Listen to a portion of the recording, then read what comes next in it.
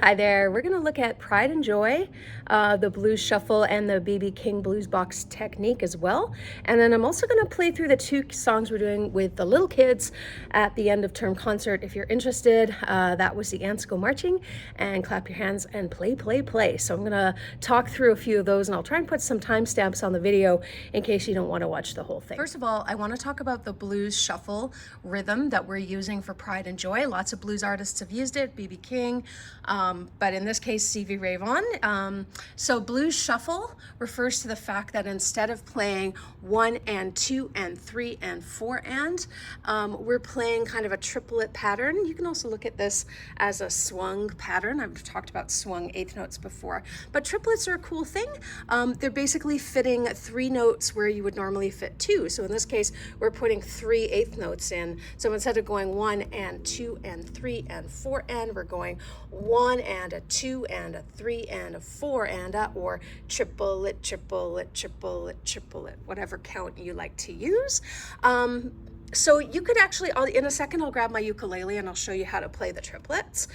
But what we're doing is we're playing a triplet, but we're playing the first 2 notes together. So the first 2 notes become a quarter note, and then we have an eighth note. So we have 1 and a 2 and a 3 and a 4 and a. So instead of going 1 and a 2 and a like that, we're going 1 and a 2 and a 3 and a 4 and a. So I'm going to grab my ukulele and show you what that sounds like. Okay, so if I was going to play all 3 of the triplets in this song, it would go triplet, triplet, triplet, triplet, down, up, down, down, down, up. I'm alternating, so down, up, down, up, down, up. But we're not doing that in the song. We're not going. We are playing what I showed you on the board there, the second thing I showed you, which was the quarter note followed by the eighth note. We're playing the first 2 notes of the triplet together. So we're going 1 and a, or triplet, down, up. 1 and a 2 and a 3 and a 4 and a 1. So basically that gives the piece the kind of lovely shuffle, sort of uneven feel. It's like it's swung, right? The first note is longer, it's literally longer. It's a quarter note, and the second note is an eighth note, so it's shorter. And that's how we get that 1, that 2, ba-da, ba-da. That even though Pride and Joy is quite speedy, it still has this lovely shuffling kind of feel. Now we're going to add in those chords with the little shuffle pattern built into them. So we have our regular 2-fingered D7 chord, and then we're going to put our ring finger down on the 2nd fret of the A string to make that chord. And we're alternating every other beat. So the first beat, first triplet, is a regular D7, and then the second one is the D7 with the added finger, and then the 3rd triplet of the bar back to normal, and the 4th one is altered. So the bar would sound like this: 1 and a 2 and a 3 and a 4 and a, like that.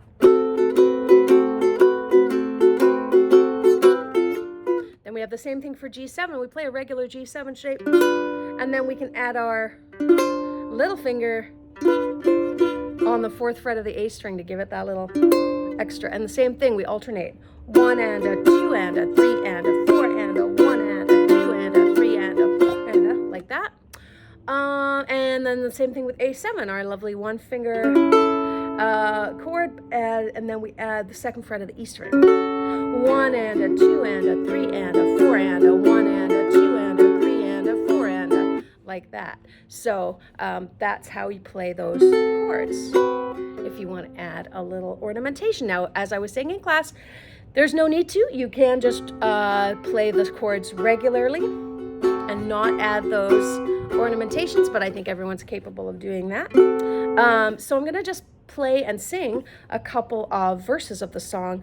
Don't worry, I will then play and not sing, and you'll have a chance to solo. But first of all, I will just play the first couple of verses of the song. You can play along with the shuffle pattern.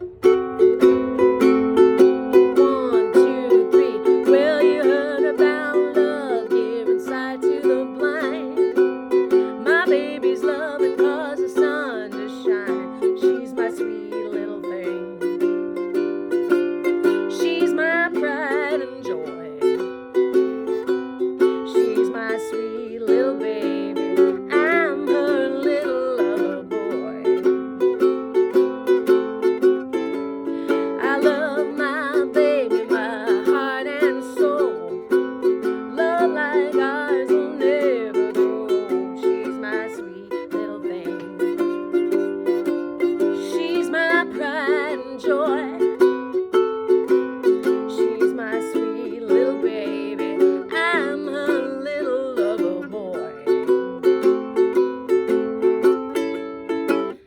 so that is how you play that shuffle pattern. Now what I'm going to do is just play the chords. I'm going to do it 4 times through so that you'll get a chance to practice playing some solos over it. So I'm going to slow it down a little bit, and I'm going to play the 12-bar blues pattern 4 times through, and at the end of it,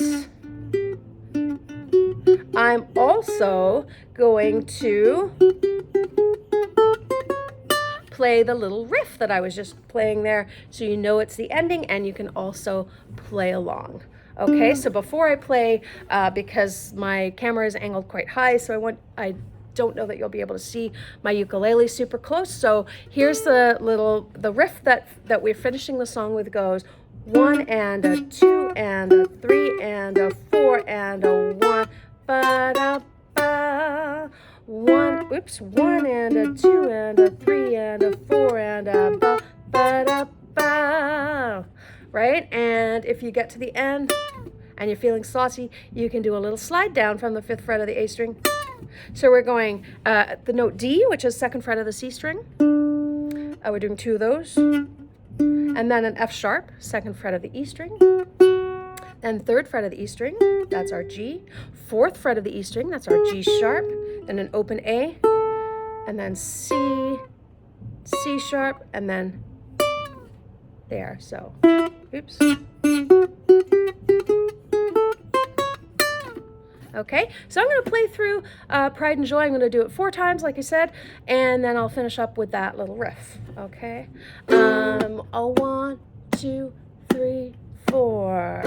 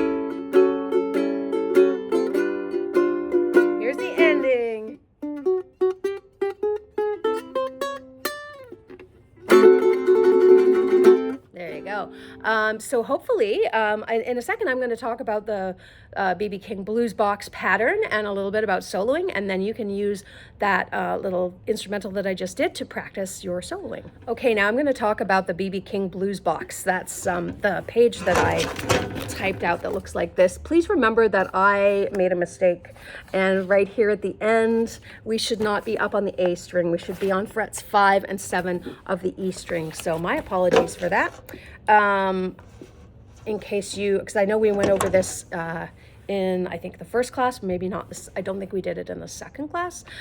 So just be aware that there was a typo there. So I'm going to take you through the scale as I wrote it down. It is actually a D blues scale, but in order to use the lower string, I also put in the low A and the low B. So if we look at what I typed out, we start on the 2nd fret of the G string, and then the 4th fret, and then the 2nd fret and the 4th fret of the C string, and then the 5th fret as well, So the first 5 notes go.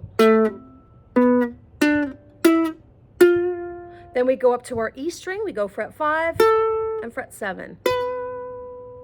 Okay, so we go.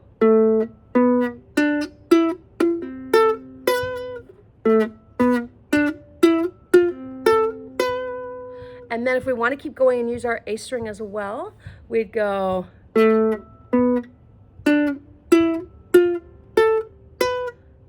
5th fret of the A string, 7th fret, 8th fret. So we can get up to our high F natural there.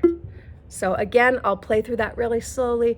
2nd fret of the G string, 4th fret, 2nd fret of the C string, 4th fret, 5th fret, 5th fret of the E string, 7th fret, 5th fret of the A string, and 7th fret and 8th fret.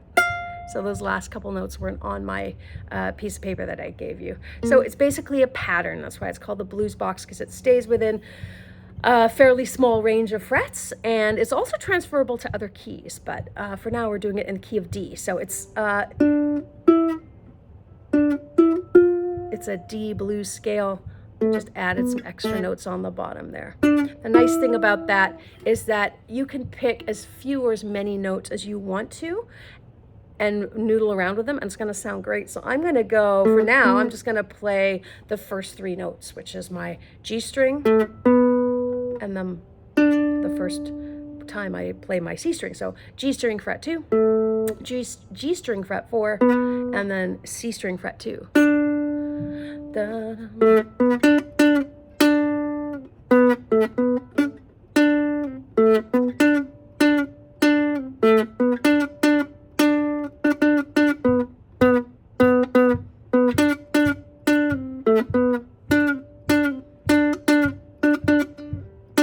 So I was just doing a little solo there. B.B. King was really famous for his economy with his notes. He wasn't all over the place all the time. He could get a lot of feeling out of just a couple of notes, and I think this scale really demonstrates that. So there I was, just using the first 3 notes, the A, the B, and the D. Now I'm going to start on the true root of the scale, which is the D,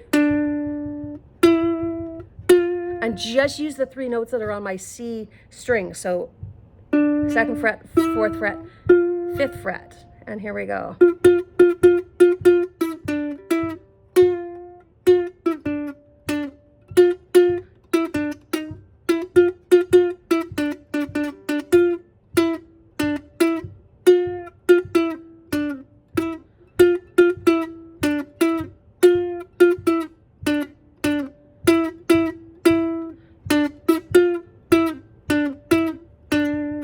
And you'll notice that I'm bending the string a little bit to get a bit of vibrato, but that's not something you have to do unless you're comfortable doing it. So then again, I just used 3 notes, and those 3 notes would sound great over the whole blues form. It would sound great over the instrumental that I just did. Okay, and then if you get more comfortable with that, now I'm gonna try, instead of doing it down here, I'm going to do it up here. So 5th fret of my E string, 7th fret, and then going up to the 5th fret of my A string, 7th fret, 8th fret. So I'm going to use more notes now. So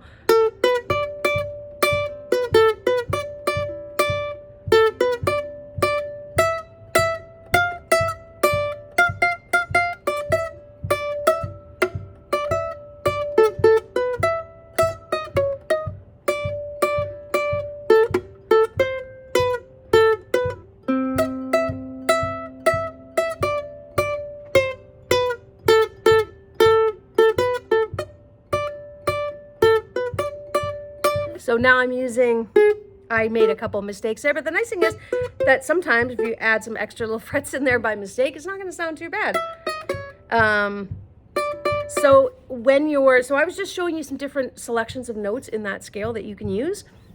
And now I want you to take as few or as many of the notes from the scale as you're comfortable playing and practice playing them with the instrumental that I gave you.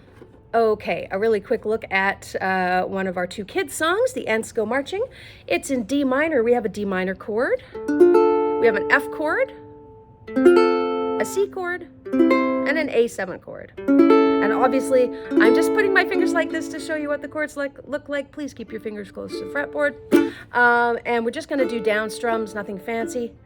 1, 2, 3, 4. The ants go marching one by one. Hurrah, hurrah. The ants go marching one by one. Hurrah, hurrah. The ants go marching one by one. The little one stops to play the drum. And we're going to pause there. And they all go marching down to the ground to get out of the rain. And then we go boom, boom, boom, boom, boom, boom, boom, boom. And I'm just playing my D minor chord for that. And then we're going to go 2 by 2. Yes, the song lyrics say boom, boom, boom 3 times. We're singing 4 times. There's as many versions of the song as there are children in the world. So we're doing 4 boom booms, not 3. Boom, boom, boom, boom, boom, boom, boom, boom. And then we go into verse 2. There's going to be 4 verses all together. And then we're going to go into our second song, which is called Clap Your Hands and Play. This one is in A minor. I'm just putting my paper up here. Okay, so we have our A minor chord and our G chord. This one is a little trickier because the first bar and the second bar are like mirrors of each other. The first bar we go A minor, and then 3 Gs. And then the second bar is the opposite of that. We go G major twice, and then 3 A minors. The third bar is the same as the first bar. 2 A minors, 3 Gs, and then we have an E7 chord and an A minor. E7 again, for those of you who might be new to it, point your finger on your G string, 1st fret. Middle finger on your C string, 2nd fret. No fingers on the E string, and then ring finger on the A string, 2nd fret. So it should sound like this. Okay, so we're gonna go clap your hands and then play, play, play. Clap your hands and then play, play, play. Clap your hands and then play, play, play. Let's sing and play together. We're going to have, I think, 4 of those verses. So we go, I think we're doing clap your hands, and then we're doing like touch your head or pat your drum, something else. It'll be like 4 times through it. So I'll play it through one more time. We go, here we go, and clap your hands, and then play, play, play.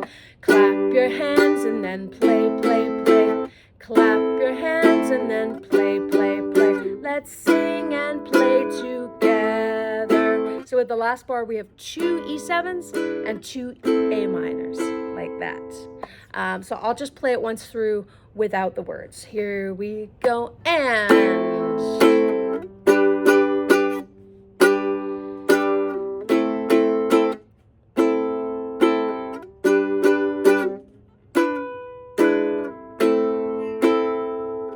There you go.